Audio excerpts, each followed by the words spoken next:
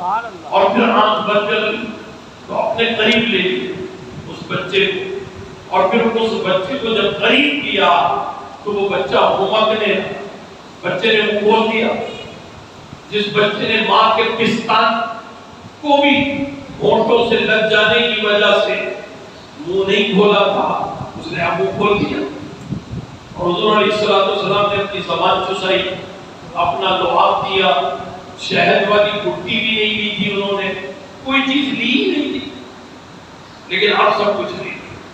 اللہ اکبر! جس نے اپنے جسم پہ سرکار کا لعاب طہر محسوس کیا، جس نے اپنی آنکھ میں سرکار کا رخ زیبا محفوظ کیا، اس علی کا مقام و مرتبہ اللہ اکبر کتنا بلند ہے۔ تو یہ ضروری بات حضرت علی کی شان کے اعتبار سے ایسی ہے کہ جسے ہمیں سمجھنا اور اس کے مطابق اپنے بچوں کو بھی سمجھانا یہ بہت ضروری ہے۔ یہاں ایک اور بات بھی عرض کر دوں کہ اللہ سبحانہ وتعالی عز و جل نے سورہ فتح کے آخری رکوع میں سب کی تباہی عمریں بیان کی۔ تباہی عمر کیا ہے؟ جیسے ہم اپنی یعنی کسی ضرب لگنے سے یا کسی اور انداز سے وہ مر جائے تو ایک الگ بات ہے، لیکن ایک طبعی عمر ہے جو ہم اپنی پوری کرتے ہیں۔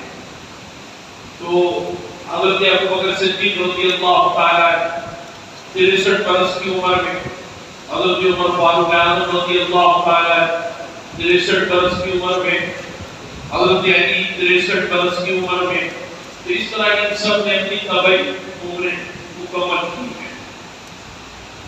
اللہ سبحانہ وتعالی عز و جل نے والذین معه کا مصداق بنا کر یہ بتا دیا کہ ابو بکر پہلے دنیا سے جائیں، لہذا جس نے پہلے جانا تھا اس نے خلافت کا حصہ پہلے حاصل کیا، جس نے دوسرے نمبر پہ جانا تھا اس کا دوسرا نمبر ہو گیا، اور جس نے تیسرے نمبر پہ دنیا سے جانا تھا اس کا تیسرا نمبر ہو گیا، اور جس نے چوتھے نمبر پہ دنیا سے جانا تھا تو ان کا حصہ جو ہے وہ چوتھا ہو گیا۔ یہ تقسیم عین فطرت کے مطابق ہے اور اللہ سبحانہ و تعالیٰ عز و جل کی طرف سے اس میں کوئی دو رائے قائم نہیں کی جا سکتی۔ لہذا حضرت ابوبکر صدیق رضی اللہ تعالیٰ کا پہلا مقصد یہی تھا۔ اب رہی بات روابط صحابہ و اہل بیت، تو ان کے رابطے اتنے مستحکم اور اتنے مضبوط رہے کہ آپ کسی بھی جانب سے، کسی بھی گوشے سے اور کہیں سے بھی جھریوں کی جھنکار میں بھی آواز آ جائے کہ بھئی یہ الگ الگ ہے تو آپ الگ نہ سمجھیے، اہل بیت اور صحابہ ایک، ٹھیک ہے، اس میں سے کوئی الگ نہیں۔ اور ایک اور بات بھی سمجھ لیجیے کہ یہ کلاس تو الگ ہو سکتی ہے جنت میں کہ بھئی یہ محل فلاں کا، یہ محل فلاں کا، یہ حضرت خلیل اللہ کا، یہ حضرت کریم اللہ کا، اور یہ حضرت حبیب اللہ کا، لیکن جنت ایک ہی ہے۔ اللہ تعالیٰ نے جنت امت مصطفیٰ کے تمام افراد کے لیے ایک ہی بنائی ہے، الگ الگ نہیں بنائی کہ عبد الرحمن اس میں جائے گا، عبد المنان اس میں جائے گا، عبد الحنان اس میں جائے گا، اہل بیت یہاں رہیں گے اور صحابہ یہاں پر رہیں گے، ایسا بالکل نہیں۔ جنت ایک ہی۔ جب ہم یہ کہتے ہیں کہ ہر صحابی نبی جنتی جنتی، وہ بھی اسی جنت میں ہے، اور جب ہم یہ کہتے ہیں کہ اہل بیت بھی جنتی، بلا شبہ وہی مقام ہے، وہی مرتبہ ہے، ہم اس میں بلکہ خدمات اہل بیت کی زیادہ ہے، اس اعتبار سے زیادہ ہے کہ حضور علیہ السلام نے فرمایا کہ میرے یہ دونوں بیٹے حسن اور حسین یہ اہل جنت کے نوجوانوں کے سردار ہیں، سید قرار دیا، ٹھیک ہے۔ اچھا، جنت میں نہ کوئی بوڑھا ہے نہ کوئی جوان ہے۔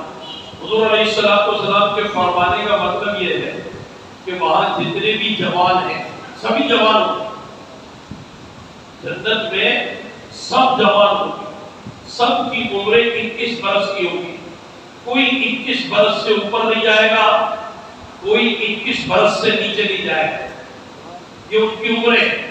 لہذا سید جو ہے اس کے کئی معنی ہیں، اس کا ایک معنی یہ بھی ہے کہ جو رہنمائی کرے، سردار ہونا، رہنما ہونا، کفیل ہونا اور سب سے بڑا ہونا، باوقار ہونا، سب افتخار ہونا، یہ سید کے معنوں میں ہے اور آل رسول تو ہے۔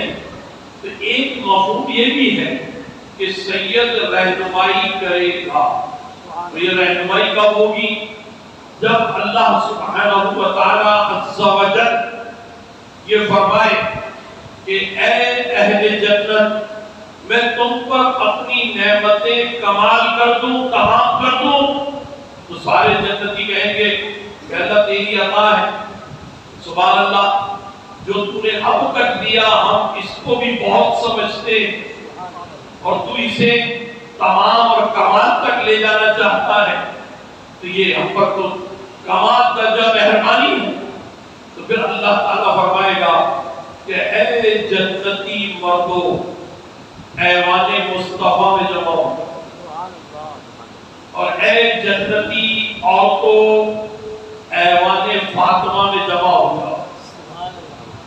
تو اب دیکھیے ایوان مصطفیٰ کا اس وقت تک پتہ اہل جنت کو نہیں ہوگا، تو حضرت امام حسن اور امام حسین اور حضرت علی یہ تینوں رہنمائی کریں، جنتیوں کو بلائیں بڑے پیار سے، بڑے ادب سے، بھی میرے نانا کی امتی بلا آپ ادھر آئیے، آپ کو ایوان مصطفیٰ لے کے چلتے آئیے۔ جیسے رہنمائی ہوتی ہے، کوئی وی آئی پی آ جائے مہمان، شادی میں گیٹ پر کھڑے ہوتے ہیں میزبان، تو وہ میزبان ریسیو کرتے ہیں، بغلگیر ہوتے ہیں، مسافر کرتے ہیں، اور پھر اس کے بعد جو ہے وہ کہتے ہیں یہ کو لیجیے آگے نشست پر بٹھائیے لے جا کے، پھر دوسرے مہمان کو ریسیو کر لیتے ہیں۔ تو اس طرح ان کا کردار وہاں پر یہی ہے۔ اب آپ ذرا تصور کیجئے کہ آپ کو امام حسن اور امام حسین یا حضرت علی یا حضرت علی اکبر یا حضرت علی اصغر یا قاسم ابن امام حسن یا آقا محمد بازو سے پکڑ کر کہیں کہ آئیے نا، تشریف لائیے، آئیے آپ کو ایوان مصطفیٰ تک لے کر کے چلتے ہیں، سبحان اللہ۔ اور عورتوں کو حضرت سیدہ خدیجہ کہیں آئیے ادھر آئیے، میری بیٹی فاطمہ کا ایوان کہاں ہے کہ آپ کو لے کے چلوں، حضرت عائشہ لے کر کے چلے، حضرت زینب لے کر کے چلے، اللہ، حضرت ام لیلہ لے کے چلے، حضرت رباب لے کر کے چلے، تو کیا کیفیت ہوگی؟ تو اس طرح رہنمائی کرنا یہ سیدانیوں کا اور سید سادوں کا کام ہے۔ تو یہ جنت میں اس طرح خدمت کرتے ہوئے نظر آئے، اللہ اکبر، کہ خود اہل جنت جو ہے وہ شرمندہ ہو جائے، بتاؤ یہ ہماری خدمت کر رہے ہیں۔ اللہ سبحانہ و تعالیٰ عز و جل نے اس موقع پر جب سب ایوان مصطفیٰ میں جمع ہو گئے اور سب ایوان فاطمہ میں جمع ہو گئے، تو پھر اللہ تعالیٰ فرمائے گا کہ میں اب تم پر اپنی ذات حق جل مجدہ کا دیدار پیش کر رہا ہوں، میری ذات کی تجلیوں سے، اس کے دیدار سے تم لوگ لطف اندوز ہو جاؤ۔ تو یہ اہل جنت پر انعام ہے، اور یاد رکھیے اس کو دیدار ملے گا ہی نہیں جو وہاں اہل بیت کے سہارے کے بغیر ایوان فاطمہ یا ایوان مصطفیٰ تک نہ پہنچے، اسے کیسے؟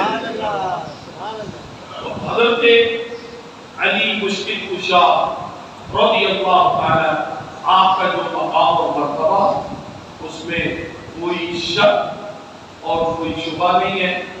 اور یہ بات بھی میں پہلے بھی عرض کر چکا ہوں لیکن پھر میں عرض کر دوں رمضان المبارک کے اس اجتماع میں کسی نے اگر یہ بات کبھی نہ سنی ہو نہ سمجھی ہو کہ حضور علیہ السلام نے ایک تجویز کی تھی اپنے دو چچاؤں حضرت عباس کو اور حضرت حمزہ کہ ہمارے یہ چچا جو ہے جو خاندان بنو ہاشم کی اکثر برائی کرتے ہیں جناب ابو طالب یہ کثرت آیات کی وجہ سے اور اپنی ضعیفی کی وجہ سے سفر تجارت نہ کرنے کی وجہ سے یہ پریشان رہتے ہیں کسی سے اظہار نہیں کرتے خوددار ہیں.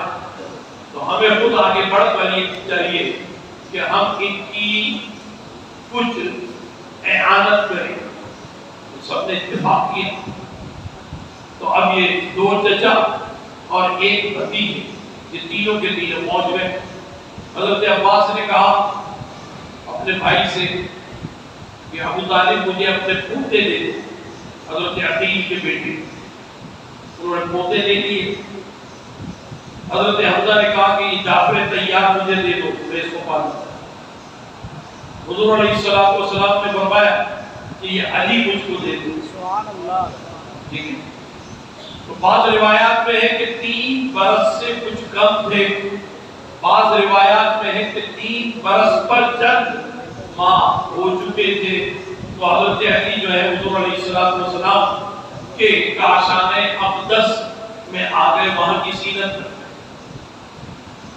اب وہ جو 2 بچے جعفر طیار اور حضرت عقیل کی اولاد تو اس میں وہ حضرت مسلم بھی ہیں مسلم بن عقیل وہ حضرت عباس کے پاس چلے گئے. تو عرب معاشرہ ہو یا دوسرا بھی اقوام ملل کا جائزہ لے دنیا بھر میں جہاں جہاں میں گیا تو میں نے یہی دیکھا کہ دادا کا بھائی بمنزلہ دادا ہی ہوتا ہے اور باپ کا بھائی چچا ہونے کی نسبت سے وہ باپ ہی ہوتا ہے.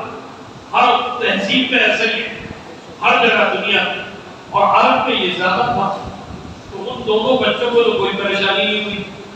جعفر طیار نے کہا حضرت حمزہ کو کہ آپ میرے ابی ہیں ابی میرا باپ ابی کہہ کر کے مخاطب کرنے لگے اور وہ جدی کہہ کر مخاطب کرنے لگے.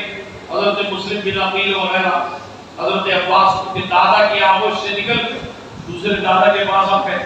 یہ باپ کی آغوش سے نکل چچا کے پاس آ گئے. پریشانی تو حضرت علی کو ہوئی کہ کیا بولے. بھائی بولے برادر اکبر بولے مربی بولے ربیب بولے کفیل بولے کیا کہیں لوگوں کو کیا کہیں کہ میں کہاں رہتا ہوں کون تمہاری دیکھ بھال کرتا ہے. یہ تو پریشانی کی بات تھی.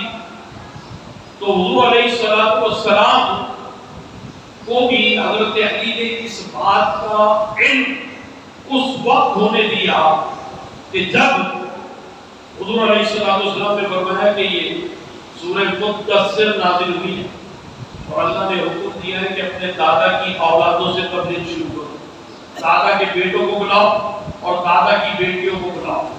تو دادا کے بیٹے میرے چچا اور علی تمہارے بھی چچا. دادا کی بیٹیاں میری پھپھیاں اور تمہاری بھی پھپھیاں. تم بھی سب کو جانتے ہو.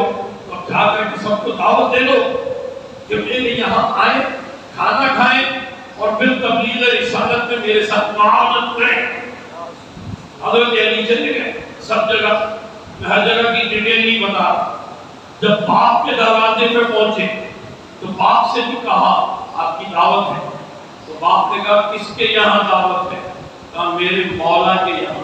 سبحان اللہ. میرے مولا کے یہاں دعوت. تو حضرت علی نے ایک بہتر اور آسان راستہ اپنے تدبر سے اور اپنی آئی کیو سے اختیار کیا کہ یہی کہا کہ میرے بھائی جان کیا دعوت ہے. کہا میرے مولا کے یہاں تھا.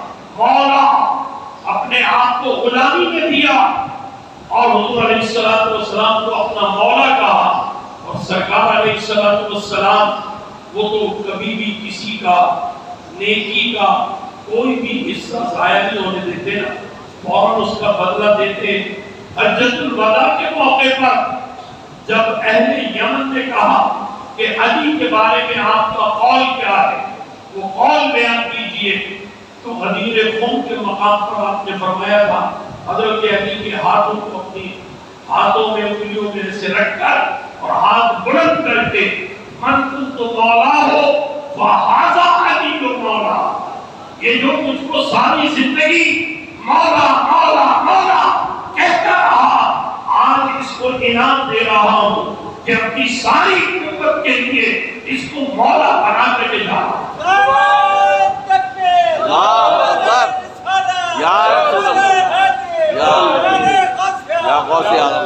کبھی موقع ملا تو اس پر گفتگو کریں گے تفصیل کے ساتھ۔ میں نے چند مختصر باتیں عرض کی۔ آپ کو معلوم ہے کہ آخری اشرا آج خطبے آپ کے بعد شروع ہو جائے گا۔ اللہ تعالیٰ بھی ہماری قطعی اور حتمی مغفرت فرمائے، اور پھر اس کے بعد ہمیں جہنم سے آزادی کا پروانہ عطا فرمائے۔ اعتکاف میں لوگ بیٹھتے ہیں، مسجد کے آداب کا خیال رکھنا بہت ضروری ہے۔ اعتکاف کا مطلب یہ ہے کہ اپنے آپ کو تمام معاملات سے الگ کر لیں۔ روزے میں بھی آپ نے الگ کیا ہے، روزے میں مجرد زندگی گزارتے ہیں، کھانا پینا بھی نہیں ہے، روزے کی حالت میں بیوی کے پاس بھی نہیں جا سکتے، مجرد، ٹھیک ہے نا۔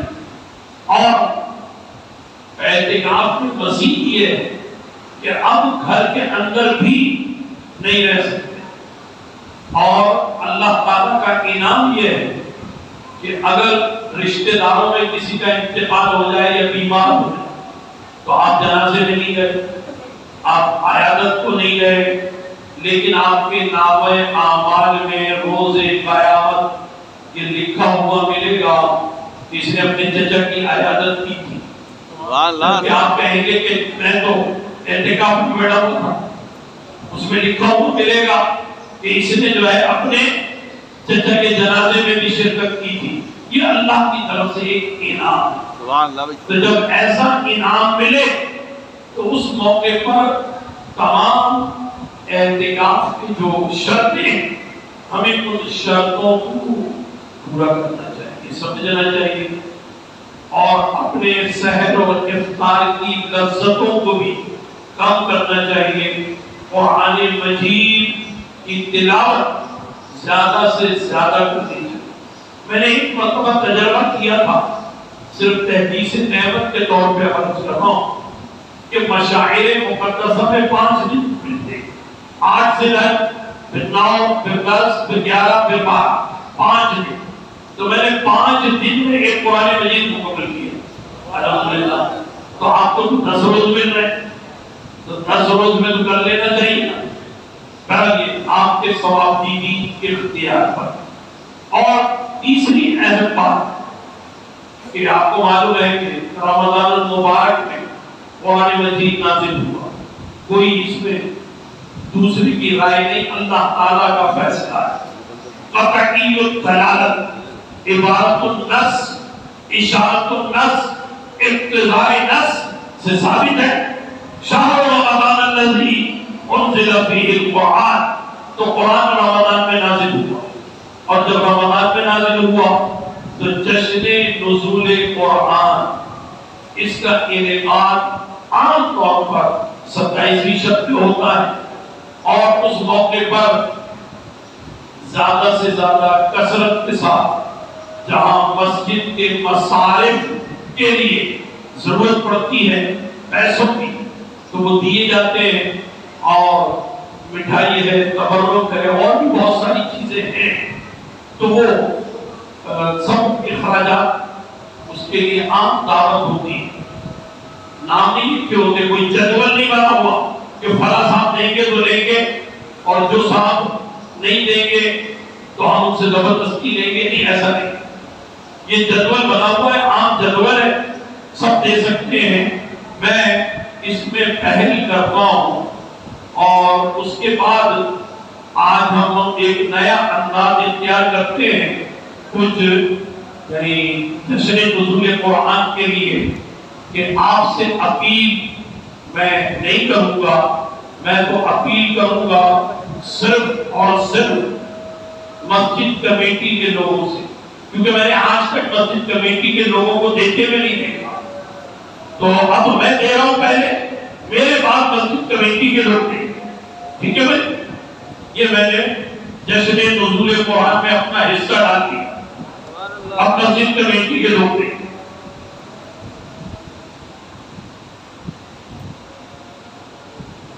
ماشاء اللہ،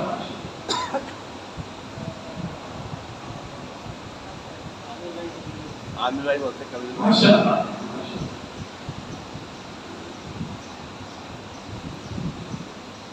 ابھی صفوں میں آتے ہیں، بڑھیا۔ اب عام افراد جتنے بھی ہیں وہ اس میں شامل ہو سکتے ہیں۔